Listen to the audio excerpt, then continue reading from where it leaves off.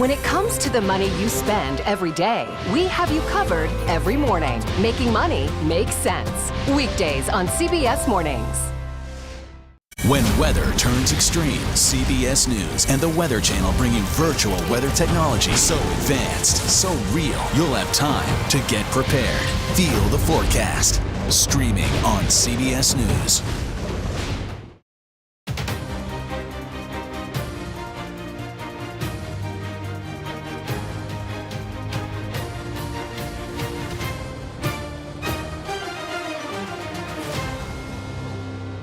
Confident that we'll get the agreement on the budget. America will not default. You're guaranteed that this right to reproductive health is going to be a main issue in the 2024 elections in North Carolina. Let me just say, the Trump culture of winning is alive and well in Kentucky. Hello, everyone. I'm Major Garrett in Washington. Welcome to America Decides. President Biden says he's, quote, confident about working out a deal with congressional Republicans on raising the debt ceiling. His remarks came a day after he held a second round of talks with those congressional leaders, as you can see in the Oval Office. Now, they didn't agree on something in that meeting, but the president said afterwards, along with Speaker Kevin McCarthy, that they would name negotiators to work on the process of hammering a deal out. Of course, time is of the essence. Treasury Secretary Janet Yellen has said default could happen as soon as June 1st. For more on all this, Ed O'Keefe and Scott McFarland join us now. Ed is CBS News' senior White House and political correspondent. Scott, CBS News congressional correspondent. Ed, it matters who's at the table. Who is at the table? Who is the White House appointed to lead these negotiations with the congressional House Republicans? Names that a lot of people here in Washington know, that a lot of people outside of Washington don't know, and that's by design because they are really the definition of insiders. Steve Ricchetti, who is a longtime consigliere, brain, aide to the president, somebody who really knows his politics, knows him, knows what he's looking for. And knows the politics of the Democratic constituencies in the House and Senate. And perhaps even more importantly, especially knows the moderate Democrats and the Republicans. This is somebody who helped put the Inflation Reduction Act together last year, got Joe Manchin to yes, and is now somebody who Republicans believe they can trust in these negotiations. Another key player also from the White House is right. Shalonda Young, the budget director, who was perhaps most critically in this negotiation, the former staff director or in charge of the House Appropriations Committee, which is the one that writes all the spending bills. So not only does she know how to write them, she also knows how House Democrats are going to tick or click on some of this stuff, given that she very recently worked with a lot of them and in essence knows their pressure points, what will be acceptable to most, what won't be, and therefore what's palatable in a negotiation. Scott, so let's clear something up. These are negotiations. The White House has completely lost that article of faith and positioning. These are full-blown negotiations. And with these two heavy hitters from the White House, it signals, at least from my perspective, a sign of respect that Speaker McCarthy has been craving and believes had been denied up until very recently, and that may move things forward. Yes? Not only is it a negotiation now, it has the internal trappings of political theater. The negotiating, the discussions are happening by the parties you just mentioned, backstage, where you can't see them behind the curtains. But on the stage, all the players are still playing their roles. There is still the music and there is still the dancing. We had House Republicans late this morning outside the Capitol, along with Senate Republicans, reaffirming their ground that there needs to be spending cuts or budget caps for any debt ceiling deal to pass. We had Democrats out there today, including 5 U.S. senators late this afternoon, saying they want the president to invoke the 14th Amendment to prevent these work requirements for some social safety net programs, to prevent the economy from getting tanked by a debt ceiling increase. So even though there are discussions happening backstage, they haven't emptied the stage out front. The audience still has quite a bit to watch here at the Capitol. And Ed, to that point, this is pretty typical. You have theatrics, and then you have the genuine drama behind the scenes. And as long as the genuine drama behind the scenes is playing itself out, the theater must go on. Yep. Positions must be taken. Poses must be struck until there's something else to discuss. There is. It's what we call fodder or elements, right? There are plenty of those today if we need them from both sides, including the president who spoke out before he left for Japan. And it doesn't mean that the theatrics are insincere. They're sincere for the moment. Right. And frankly, it's meant to keep people on their sides engaged and aware of what is acceptable and unacceptable.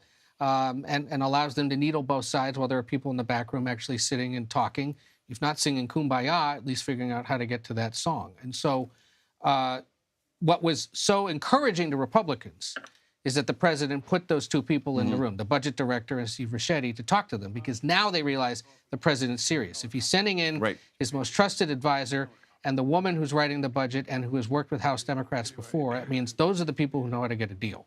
They're backed by the woman, Louisa Terrell, who served as the Legislative Affairs Director for the last 2 years, so she knows everything as well. Speaker says, good. That's a conversation I want to be having. I don't need 15 people in the room, because you really can only get a deal with a handful. Scott, you played theater critic quite ably there just a moment ago, but I want to ask you about the ethics watch in the House as relates to George Santos. Catch us up.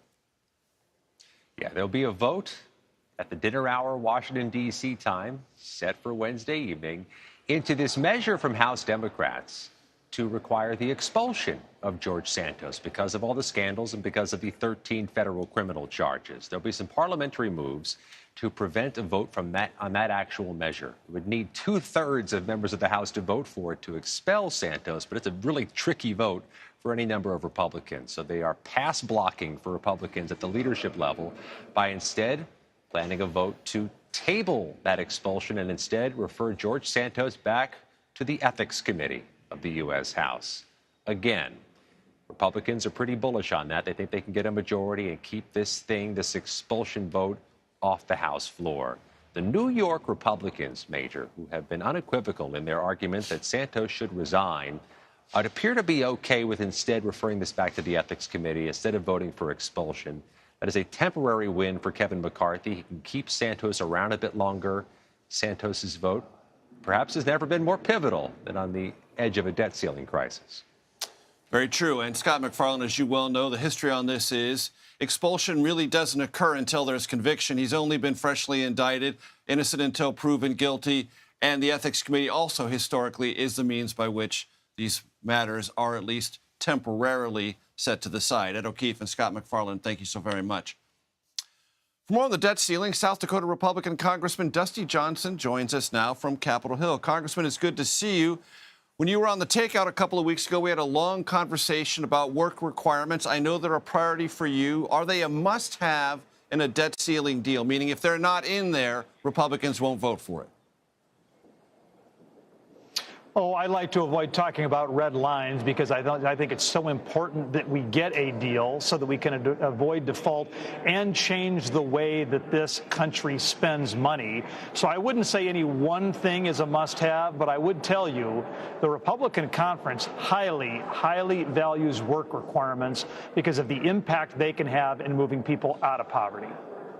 Do they value them more than opening up permitting for energy exploration?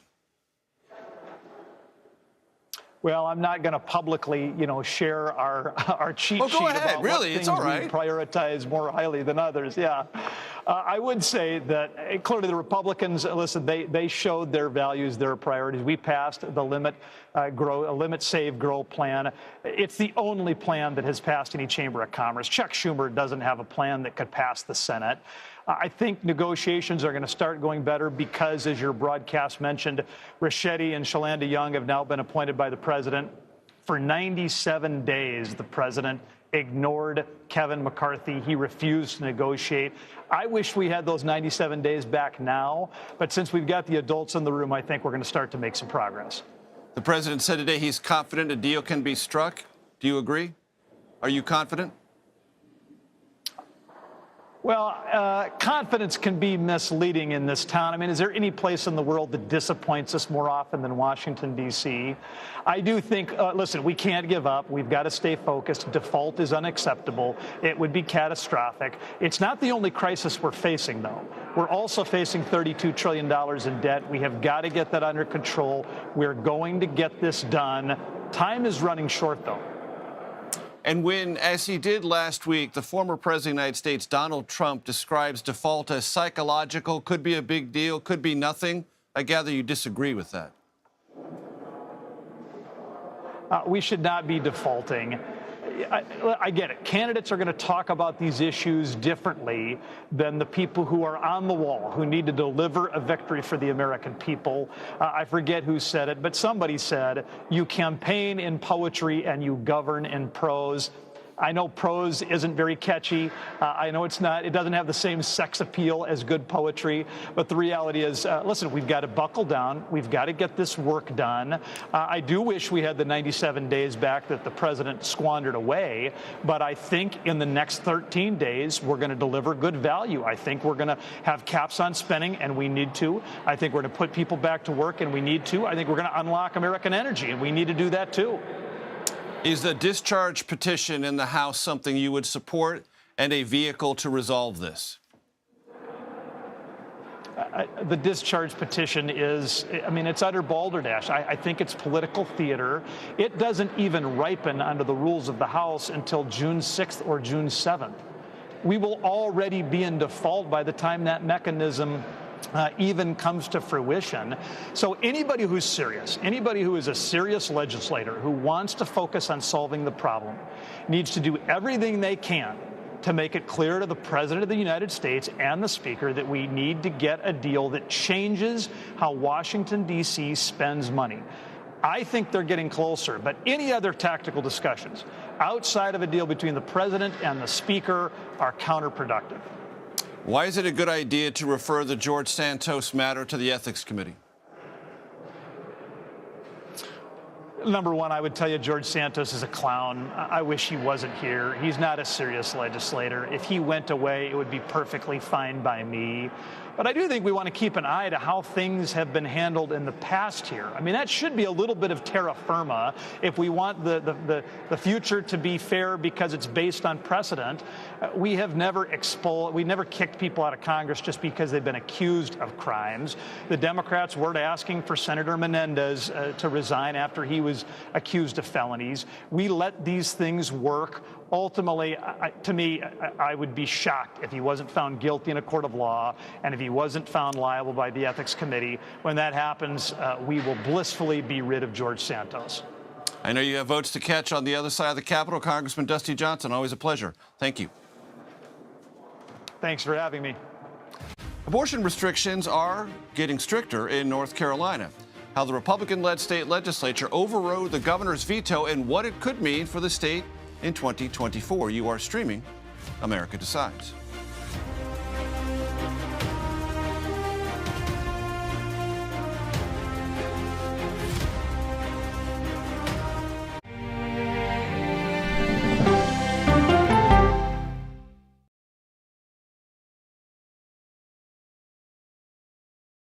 If it's important to our nation, I wonder how you think about where America is at this moment. It's on Face the Nation. Can there be stability if Vladimir Putin remains in power? Face the Nation with Margaret Brennan on CBS. America Decides, taking you inside American democracy. The most important stories on a day-to-day, hour-to-hour basis. You're going to hear a lot of reporting. It is clearly a pivotal moment. Gun control, the economy, education. Both sides of the political aisle fight it out for power. Bringing you the analysis that you need. Thoughtfully, with context. Be part of the conversation. On CBS News Streaming. Welcome to America Decides.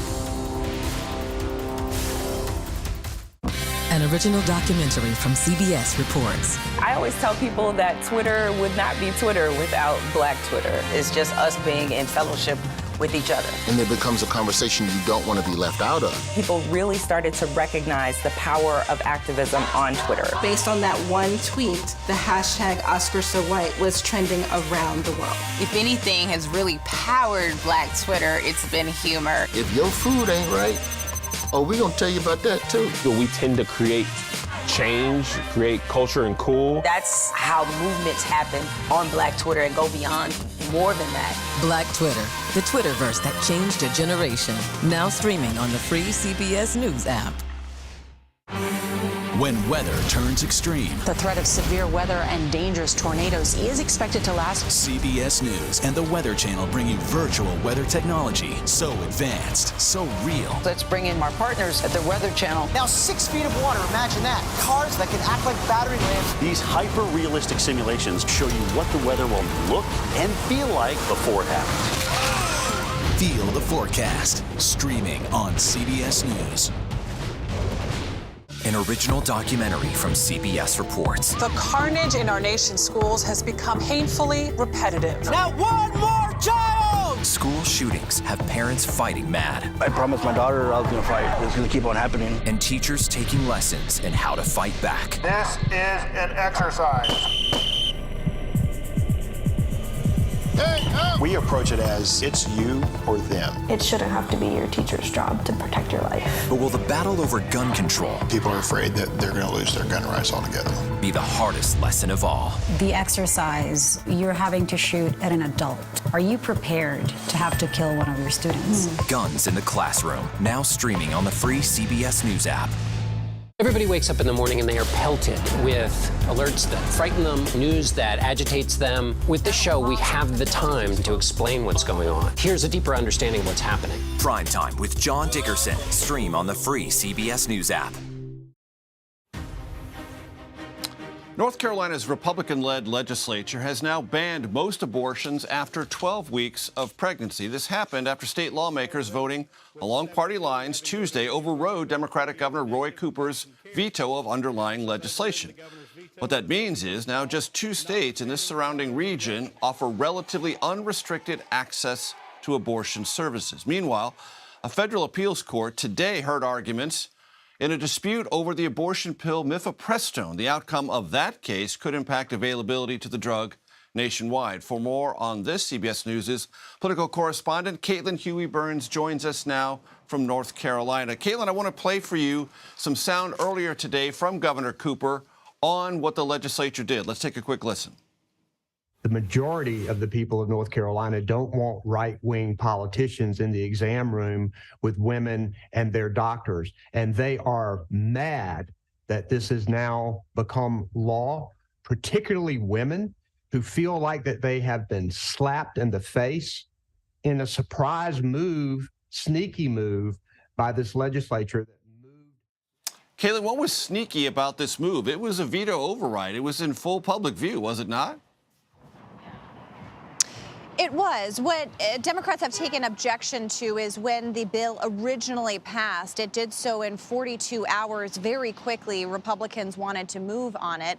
The governor had tried to push at least one Republican to switch votes and vote against overriding the veto, and he wasn't successful in that. We were watching the vote last night, and it happened pretty quickly, first in the Senate and then in the House, and now it will become law as of July 1st.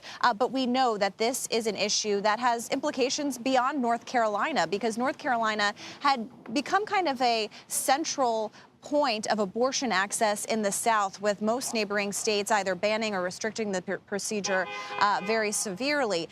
So that's kind of where the focus is now after talking to providers here is what happens next. But Republicans that we've spoken to argue that this was a consensus bill. Take a listen to our conversation earlier today with the House Speaker.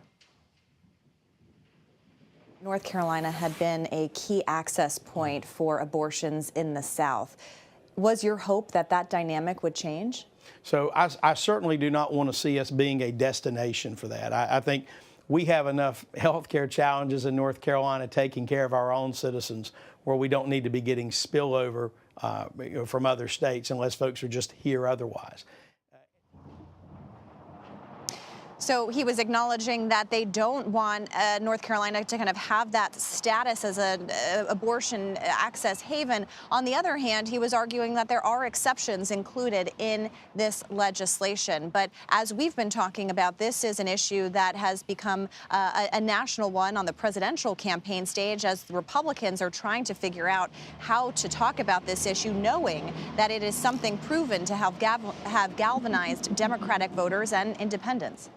Caitlin, a practical question. Was it discussed there either in the run-up to this veto override or in the conversation about this underlying legislation that whatever the restrictions are, that will not end abortions, and people who try to either have abortions done in their own way or in places that are not clinically sound become healthcare problems also, meaning the quote-unquote back alley abortions become an issue, healthcare and otherwise, for people within your state or people who travel to your state. That's not going to end. Did that come up in this conversation?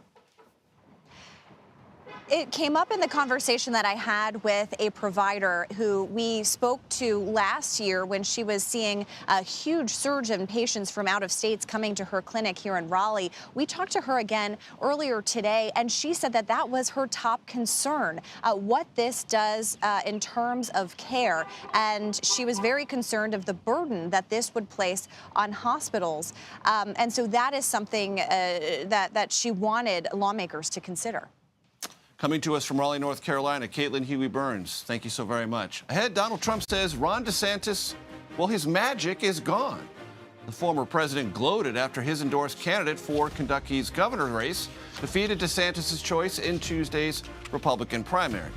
Could this have an impact on the 2024 race? We'll find out. You're streaming America Decides.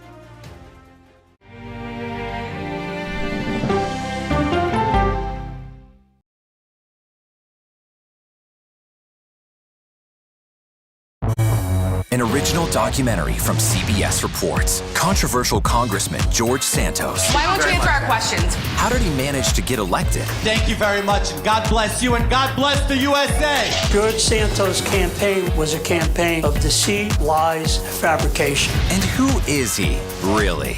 I knew him as Anthony DeVolder from Queens. Really, who he is, he's a fraud. I compare him to the Tinder swindler. From people who know him, the truth, the facts, the lies. He would say that he was worth $100 million. It's an incredibly cynical episode in American politics, beyond satire. Had you ever seen anything like this? No, and I hope I never see it again. Campaign of Deceit, now streaming on the free CBS News app. She dazzled on the court and off the court as a businesswoman. Thank you for joining us on Person to Person. Tennis superstar and entrepreneur Serena Williams.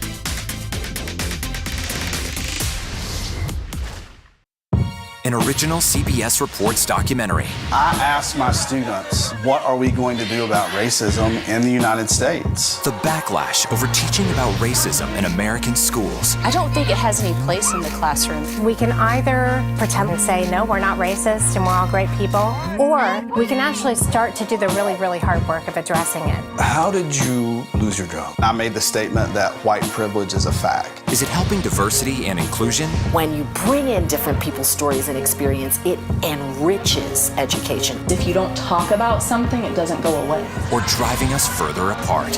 What schools are doing to our children in the name of anti-racism is in fact teaching them racism. The intention is to put us in this war against each other. An original CBS Reports documentary, streaming now.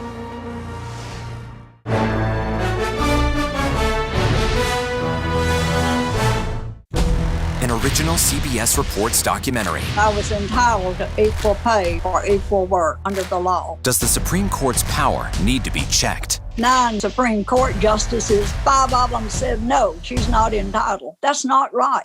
Calls to fix the court tend to go along with the politics of the moment.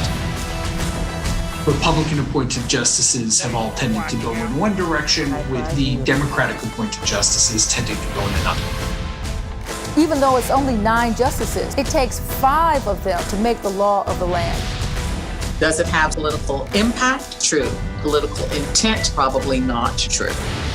If the American people don't trust the judgment of their court, that's a real problem for our democracy. An original CBS Reports documentary, streaming now. On our places, bright shiny faces. When you wake up in the morning, we want to be your go-to team. I don't go to work in the morning. I go for coffee with my 2 good friends, and we talk about the world.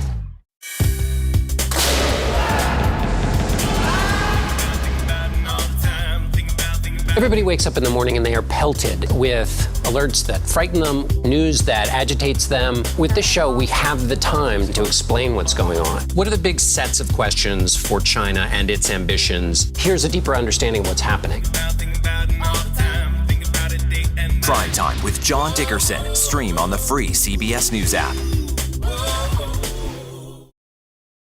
Let me just say, the Trump culture of winning is alive and well in Kentucky. Welcome back to America Decides. It was not a good night to be a candidate endorsed by Florida Governor Ron DeSantis. In Kentucky's Republican gubernatorial primary, Kelly Craft, backed by DeSantis, fell to Trump-backed candidate Daniel Cameron. And in the Jacksonville mayor's race, Republican Daniel Davis, endorsed by DeSantis, fell to Democrat Donna Deegan. Let's bring in Ashley Etienne and Hogan Gidley. Ashley is a CBS News political contributor. She previously served as communications director for Vice President Kamala Harris. And Hogan Gidley, well, he previously served as White House Deputy Press Secretary in the Trump administration, where I saw him in lower and upper press all the time. Good to see you both. So let's just set something straight here. Former president says that Daniel Cameron is a star, but he's not sufficient to correctly spell his first name. Nevertheless, he endorsed him and Cameron won. But Cameron was a fully fledged Republican in good standing before this race. The Trump endorsement mattered, but he's also part of the McConnell world. He was legal counsel to Mitch McConnell. He lives in both spaces in Kentucky, right, Hogan? Yeah, but only in this town would we be that concerned about the nuances of all of these endorsements. The fact is, the Trump endorsement does carry with it quite a bit of weight, as obvious by the last two wins last night. But the fact is, too, that in the broader scheme of things, what we're looking at here is momentum. And it looks like DeSantis had some for a while. Now Trump has taken that back. He's expanded his lead over DeSantis in the primary. And these types of endorsements just are feathers in a cap for someone getting ready to try and take the nomination. For sure. Ashley, so in Florida last night, there was something that Democrats haven't had much of lately in Florida. A ray of sunshine. A win. Not just atmospheric, but actual political one. Because everything has been about the obituary for Florida Democrats since DeSantis crushed Charlie Crist in the gubernatorial race. What happened in Jacksonville? How important is it?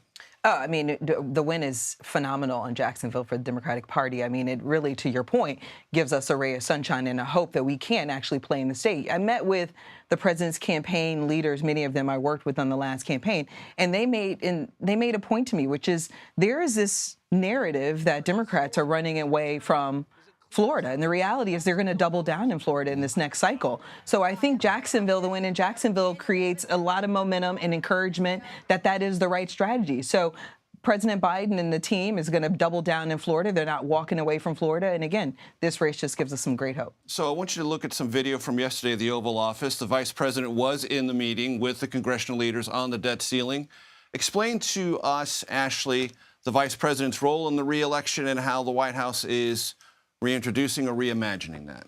Yeah, I mean, the way that the campaign sort of characterized sort of the strategy with the vice president is they were going to reintroduce and recredential the vice president, which I think is really important. As I mentioned to you before, I've worked for the two most powerful women in politics, and recredentialing them constantly is necessary because voters forget, they don't give women credit that they're due. But here's what I think is really important. CBS did a poll that showed that her polling among independent liberal voters is at 73% approval rate and 60% among young people. So for me, I've seen her spend a lot of time on reproductive rights. I think that's smart. Clearly, the party's double downing on it. You saw the president showed up at Emily's List yesterday. So there is a concerted effort to continue to drive the point on abortion rights and the extremism from the Republican Party.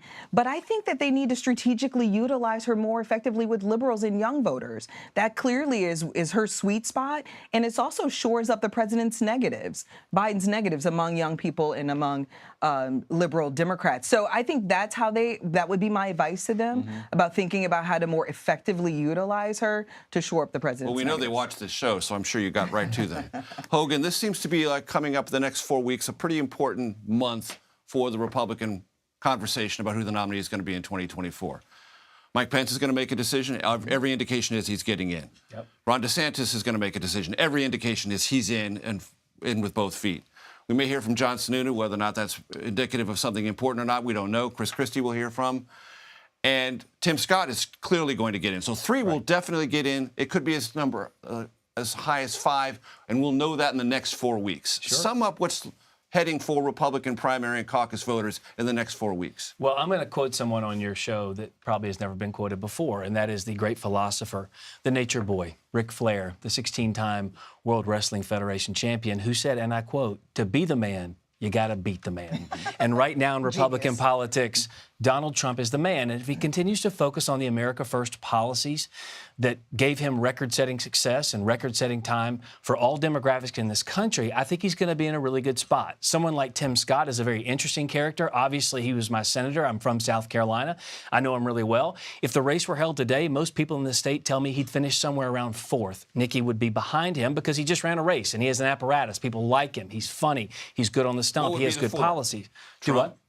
Trump? Potentially Pence in there, and if DeSantis is in there ahead of Pence, I think is where it sits right now. But right now, Trump is ahead in most major polls, and I think someone told me today on the ground who was an operative said Trump already has the state locked up. No one should even come here. Again, I would say that's a little far off, knowing the state, but still we'll see. Continuing with the philosopher Ric Flair, is it possible to beat the man? I'm not sure, because the problem is if you attack Donald Trump in a way that hurts him, and you take the nomination from him, there will be a large portion of the MAGA base that says, I don't like you for hurting Donald Trump. And they will stay home and they will not vote for you. That is the problem. I do think a lot of the candidates are banking on the calculus that something else will hurt Donald Trump, some legal issue, something else that goes on that will sink his candidacy. I wouldn't bet on that if history is any guide. But right now, he still is just crushing the field. And does that make Democrats happy, Ashley? Absolutely. Why? Because I think the sort of the consensus within the party is that the best organizer and fundraiser for the Democratic Party is Donald Trump. And that best turnout driver. Absolutely. And the party's best weapon against Donald Trump is Donald Trump. So I think you're absolutely right. I mean, the Democratic Party wants to run against Donald Trump. The president's currently polling higher than Donald Trump. And if the Republican Party continues to pursue these culture wars, on abortion, for example, like what's happened in North Carolina, it's playing right into the hands of the Democratic Party because, again, 73% of independents want less extremism on this issue, and that's the percentage that makes a difference in those battleground states like North Carolina, right? But 11 states who had governors that passed laws limiting abortion won their reelection campaigns. 86% of the people in this country reject the Democrat position. Every single U.S. senator but one voted for a bill that allowed for abortion for any reason, any time, up until the moment of birth, and they wanted you, the taxpayer, to pay for it. A vast majority of the people reject that, and the Republicans do a bad job having that conversation. We were the dog that caught the car in Roe v. Wade, and they shut up about abortion for months and allowed Democrats to paint us with this broad brush. We have to get in that fight and engage in it and try and win back some of those voters to explain what happened, because when Roe v. Wade was overturned, 68% of people in this country believed it meant no more abortion for anybody, which, of course, is the best misinformation and disinformation campaign I have seen in my lifetime. We had references to Ric Flair, dogs, and bumpers. Can I just to say be continued. Okay. Ashley, I got to run. Ashley Etienne and Hogan Hickedley, thanks so much for joining us. That does it for today. I bet you already knew this, but I'll let you know anyway. You can stream America Decides Monday to Thursday at 5 p.m. Eastern. Here's something else you know. You're streaming CBS News.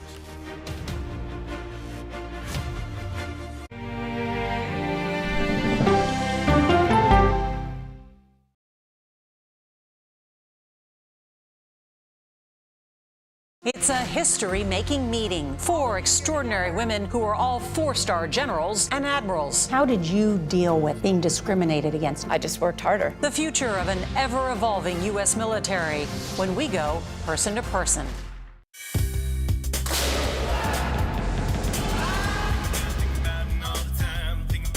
Everybody wakes up in the morning and they are pelted with alerts that frighten them, news that agitates them. With this show, we have the time to explain what's going on. These migrants, they've been released. Explain the status that allows them to be released, to slow things down a little bit. What are the big sets of questions for China and its ambitions? Hackers are stepping up their attacks to extort